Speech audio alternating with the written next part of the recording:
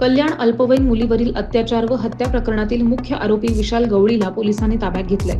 23 तारखेला संध्याकाळी कल्याण पूर्वेतनं अल्पवयीन मुलीचं अपहरण झालेलं होतं.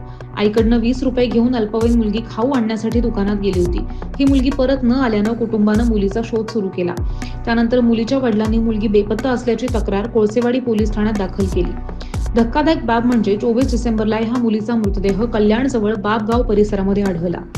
त्यानंतर मुलीचा मृतदेह शवविच्छेदनासाठी जे हॉस्पिटलला पाठवण्यात आला आणि शवविच्छेदन अहवालात निष्पन्न झालं की मुलीवरती लैंगिक अत्याचार करून तिची हत्या झाली आहे. पोलिसांच्या तपासामध्ये मुख्य आरोपी विशाल गवळी आणि त्याच्या पत्नीचंच नाव समोर आल्यानं विशाल गवळीच्या पत्नीला पोलिसांनी ताब्यात घेतलंय. विशाल गवळीला त्याच्या पत्नीच्या गावातनं शेगावमधनं पोलिसांनी ताब्यात घेतलं. मुख्य आरोपी विशाल गवळी ह्याला देखील पोलिसांनी ताब्यात घेतलंय. हा आरोपी रिक्षा चालक असल्याचं समजतंय.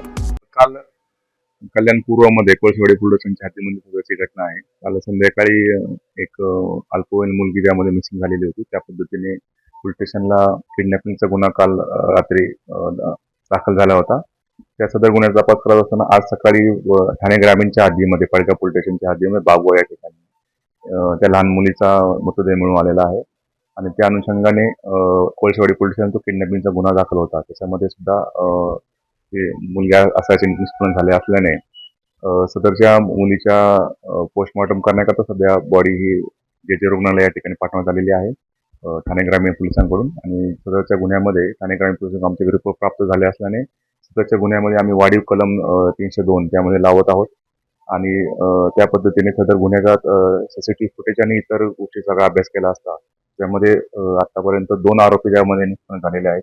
त्यापैकी एका आरोपीला आम्ही ताब्यात घेतलेला आहे. दुसऱ्या आरोपी करता आमची टीम मागावरती आहे. लवकरच आम्ही त्या आरोपीला आम्ही अटक करत आहोत आणि सदरच्या दृष्टिकोनातून जे काही तपास आहे आमच्या पूर्ण 6 पथक या पूर्ण तपासाकरता त्याच्या पाठीमाग आहे आणि जो एक आरोपी आहे तो आम्ही आता लवकर अटक करत आहोत.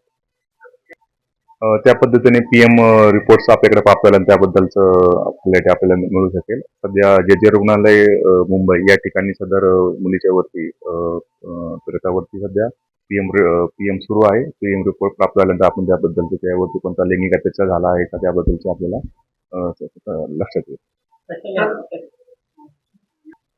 याच्यामध्ये 2 आरोपी आहेत. त्याच्यामध्ये एक आरोपी आहे ज्याचं नाव आहे विशाल गवळी, तो याच्यामध्ये निष्पन्न होत आहे आणि त्याचबरोबर अजून एक आरोपी ज्यामध्ये निष्पन्न झाला आहे तो आरोपी आपल्या ताब्यामध्ये आहे आणि त्या विशाल गवळीच्या त्याकरता आमच्या 6 टीम सध्या विशाल गवळीला अटक करण्याकरता त्याच्या पाठीमागे आहेत.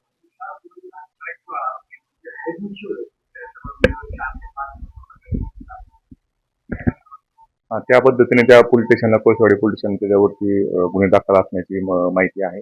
त्या पद्धतीचे रेकॉर्ड सुद्धा आमच्याकडे प्राप्त आहे आणि त्या लवकरच आम्ही त्या आरोपीला अटक करत आहोत. आमच्या 6 टीम सध्या क्राईम ब्रँच च्या बरोबर मागावरती आहेत.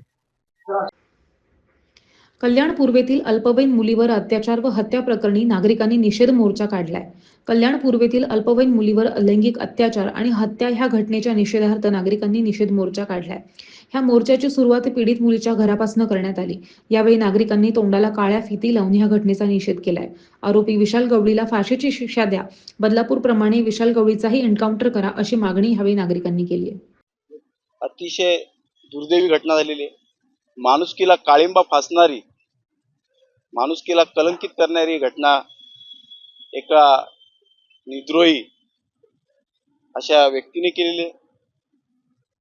त्या चिमुकलीला न्याय मिळावा यासाठी या ठिकाणी त्या चिमुकलीला त्या कुटुंबाला न्याय मिळावा त्यासाठी इथे कल्याणपूरच्या सगळ्या नागरिकांनी आज मूक मोर्चा इथे आणलेला आहे. ज्याने हे अत्याचार केलं, निष्पाप लहान मुलीचा खून केला, अशा व्यक्तीला कठोरात कठोर शिक्षा मिळावी यासाठी सगळे नागरिक या ठिकाणी जमलेले आहेत आणि पोलिसांना निवेदन दिलेले आहे. आज अतिशय शोकांतिका वाटते की सुसंस्कृत असलेला कल्याण पूर्व शहर या ठिकाणी कोणत्याही गुंडगिरीला कोणत्याही प्रकारचा धाक बसलेला नाही. आज त्या मुलीवरती अत्याचार केलेले आणि तिचा खून केलेला आहे. कठोरात कठोर शिक्षा झाली पाहिजे. फाशीची शिक्षा किंवा बदलापूरला जो प्रकार झाला, एन्काउंटर केलं अक्षय शिंदेचं, तशाच प्रकारे या ठिकाणी लोकांना अपेक्षा आहे की पोलीस अशा पद्धतीची कारवाई करेल आणि राज्य सरकार, मुख्यमंत्री साहेब या ठिकाणी, उपमुख्यमंत्री साहेब कल्याण पूर्वेच्या जनतेला न्याय देतील. आरोपीवरती गेले अनेक गुन्हे ह्याच पद्धतीचे दाखल आहेत. त्याला राजकीय पुढाऱ्यांचा वरदस्त आहे. त्याला जर त्यावेळेस जर सोडवलं नसतं काही राजकीय पुढाऱ्यांनी तर मला वाटतं ही अशी दुर्दैवी घटना या कल्याण पूर्वेमध्ये घडली नसती. हे बघा, स्थानिक पत्रकाराला माहिती आहे त्याला राजकीय बळ कोण दिलं एवढे वर्ष, आणि त्यावेळेस ज्या ज्या लोकांनी त्याच्यावरती आरोप केले, त्याच्यावरती गुन्हे दाखल केले, अशा लोकांना या कल्याणपुरीमधून पळवण्याचं काम त्या कुटुंबाला केलेलं आहे. आणि त्यावेळेस पोलिसांनी राजकीय बळी पडून अशा व्यक्तीला त्या ठिकाणी, मला वाटतं की तो जर बाहेरच नसता आला, 5-5 गुन्हे करून जर तो बाहेर नसता आला तर मला वाटतं ही घटना घडली नसती.